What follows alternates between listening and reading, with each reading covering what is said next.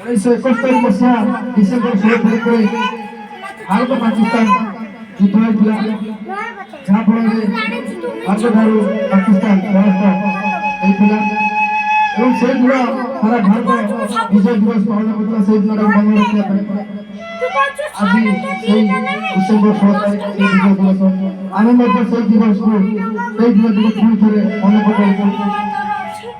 এই যুদ্ধে ଆମ ଭାରତର ବହୁ ସୈନିକ ଶହୀଦ ହୋଇଛନ୍ତି, ନିଜର ଜୀବନ ଦେଇଛନ୍ତି ଏହି ଭାରତ ମାଟି ପାଇଁ।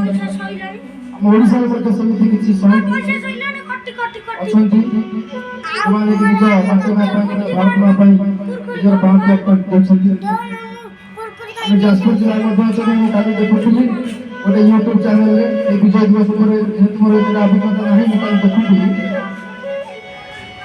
ବହୁତ ଗୁଡ଼ିଏ ଜିଲ୍ଲାରେ ବିଜୟ ଦିବସରେ ବା ସେ ଯେଉଁ ଭାରତ ପାକିସ୍ତାନ ଯୁଦ୍ଧରେ ଯେଉଁ ଶହୀଦମାନେ ଯେଉଁ ସୈନିକମାନେ ଶହୀଦ ହୋଇଥିଲେ ସେମାନଙ୍କୁ ଶ୍ରଦ୍ଧାଞ୍ଜଳି ଜଣାଇବା ଉଦ୍ଦେଶ୍ୟରେ, ସେମାନଙ୍କ ସ୍ମୃତିକୁ ମନେ ରଖିବା ଉଦ୍ଦେଶ୍ୟରେ ବିଭିନ୍ନ ସ୍ମୃତି କମିଟି ଗଠନ କରାଯାଇଛି, ଯାହାକି ଶହୀଦ ଦିବସରେ ସେମାନଙ୍କୁ ଶ୍ରଦ୍ଧାଞ୍ଜଳି ଜଣାଇବା ଉଦ୍ଦେଶ୍ୟରେ ଫୁଲତୋଡ଼ା ସେମାନଙ୍କୁ ଅର୍ପଣ କରାଯାଏ।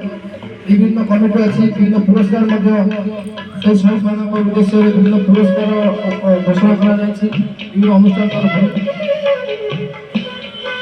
ତେଣୁ ସେହି ଯୁଦ୍ଧରେ ପ୍ରାଣତ୍ୟାଗ କରିଥିବା ଶହୀଦମାନଙ୍କୁ ମୁଁ ଆଜିର ଦିନରେ ଶ୍ରଦ୍ଧାଞ୍ଜଳି ଜଣାଉଛି, ଭଗବାନଙ୍କୁ ପ୍ରାର୍ଥନା କରୁଛି ସେମାନଙ୍କ ଅମର ଆତ୍ମାର ସଦ୍ଗତି ହେଉ।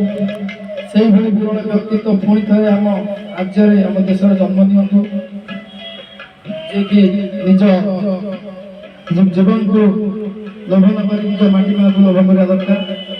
ଆଶା କରିବି ଆମେ ସମସ୍ତେ ତାଙ୍କ ଆଦର୍ଶରେ ଅନୁପ୍ରାଣିତ ହୋଇ ତାଙ୍କ ଭଳି ଆମେ ହେବାକୁ ଚେଷ୍ଟା କରିବା।